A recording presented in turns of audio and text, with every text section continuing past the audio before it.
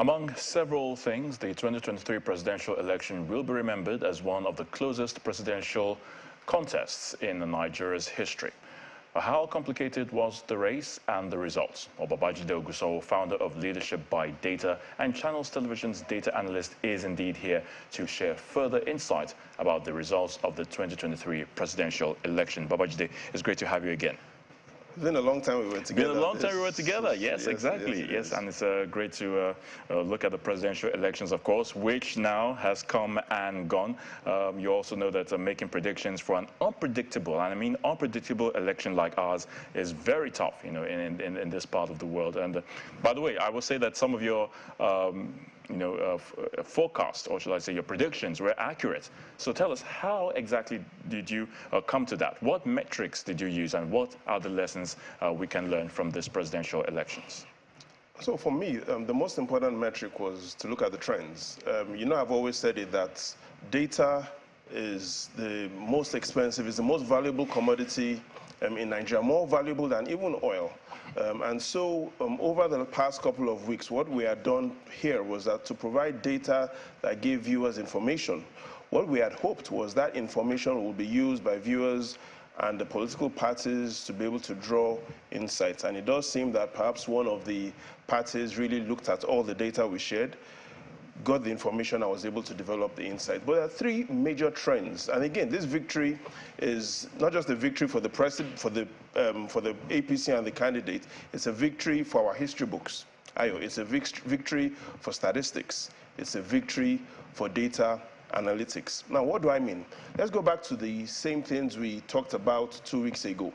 And if we take a look at the trends that have happened in our history books, in our political history books, we'll notice something that still happened in this election, the North Central.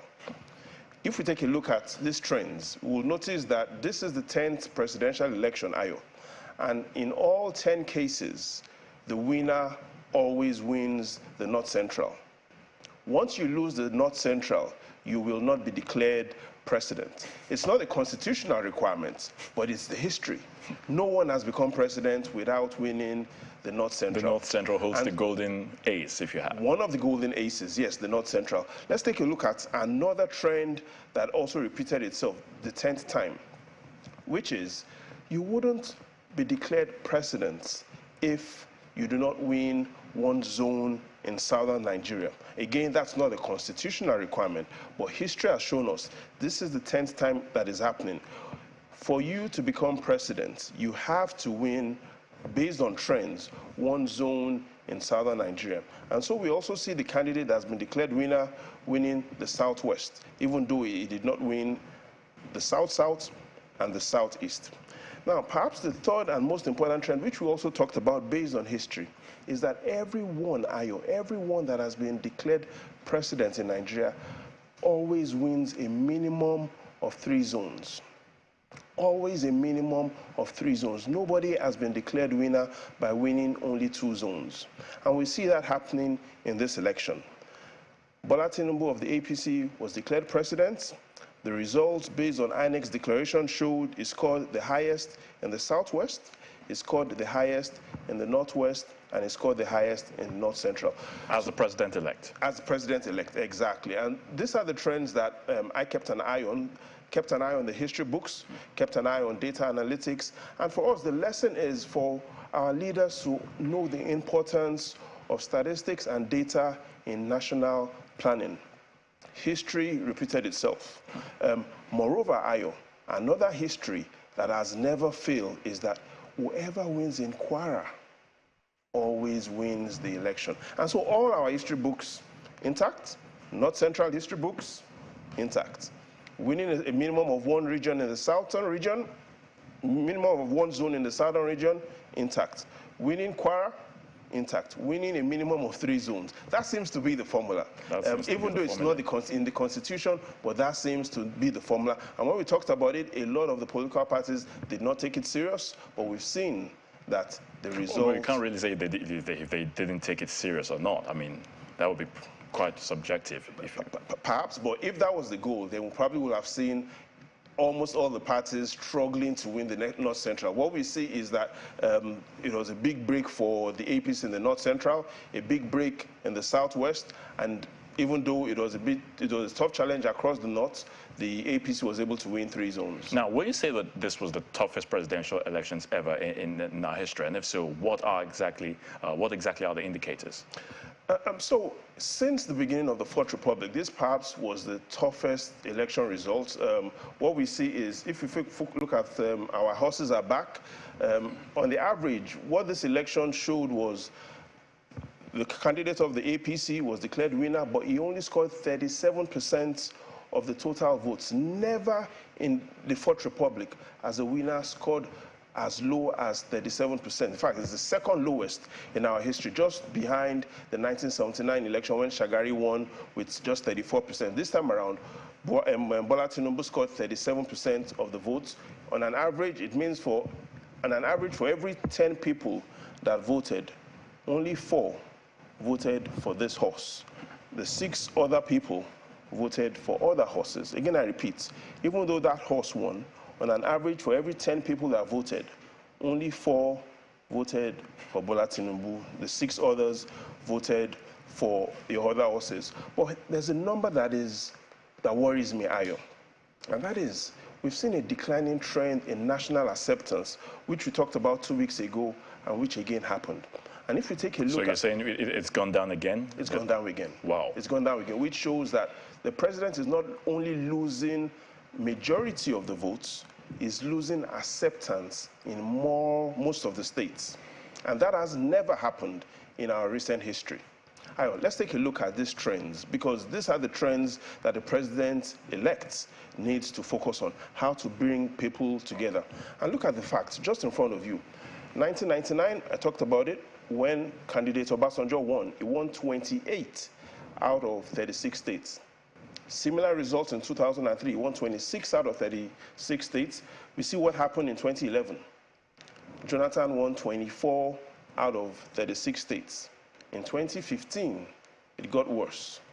21 out of 36 states. And we see what happened in 2019. President Buhari only won 19 out of 36 states. Now we are in a position where the candidates won only 12 out of 36 states. In other words, it did not score the majority in more than half of Nigeria's states. That is the challenge, apart from the economic, security fixes, and social challenges we face. It is that there's a need to bring those that are dissatisfied to the table. Which brings me to the next question. Do we really know how the factors that mostly influenced how the way citizens voted, judging from what we can see there? I mean, the numbers dwindling, over and over again. So we did a survey to find out what factors influenced people the most during this election, and top 7 factors came out as the most important. And if you take a look at those 7 factors, here's what you find. A lot of people were influenced by the position INEC played, which included, did the materials turn up on time? Did they have confidence in the electoral body? We saw the role of ethnicity and tribe. And what do I mean?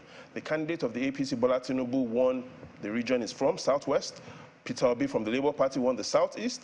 Atiku from the Northeast won the Northeast. So we see ethnicity and tribe playing an important role in the elections. The popularity of the candidates, the most popular candidates out of all the political parties scored the highest votes.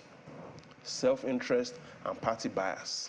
Do you belong to this party? Are you affiliated to this party? Who do you know that if he wins will help you? We see that influencing how people voted. The perception about the state of the nation, number 5.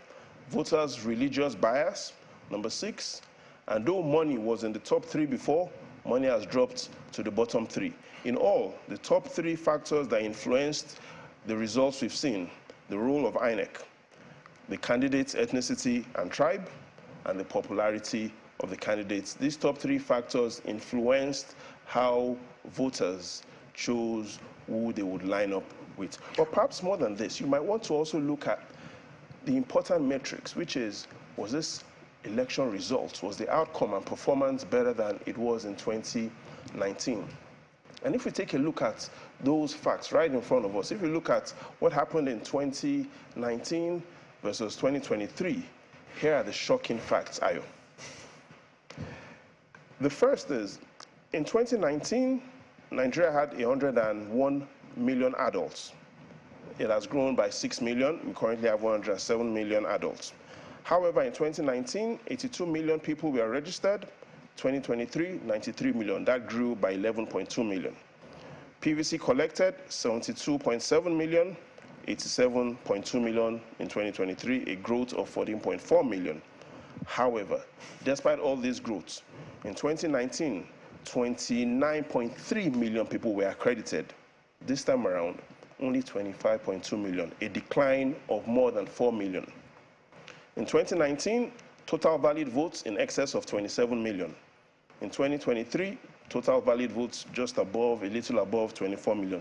Again, a worse performance compared to 2019. Summary, what does all of this mean? In 2019, those that participated in the elections, what I mean by that is accredited voters relative to the adult population, 29% in 2019, it's worse in 2023, only 24%. And perhaps that important number, voter turnout, in terms of those that were accredited relative to those that collected their PVCs, in 2019, it was 40%. In other words, on an average, 4 out of every 10 persons that had a PVC voted.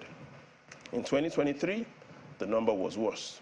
Only 29% of those that had PVCs came out to vote. Which is quite interesting because, we talked about the coming out of young people in this year's election, and we've had a large population of young people wanting to cast their vote. But from what we see there, it appears many of them didn't really get a chance to, exercise their civic And so the question is, did the young people turn out, or did INEC fail to turn out? That again will answer this week when we look at the results of the governorship election. But the most important information is we've seen the power of data in this election, data giving us a lot of information and giving us insights, and we should appreciate that data is more valuable than oil. So quickly, how will you summarize the results from INEC? Quickly. Anticlimax. An anticlimax. Anticlimax. We'll leave it at that. We'll see what happens on Saturday. We'll see what happens on Saturday. Of course, Babajide Oguso, our data analyst. Thank you for your thoughts on the news at 10. Pleasure is all mine.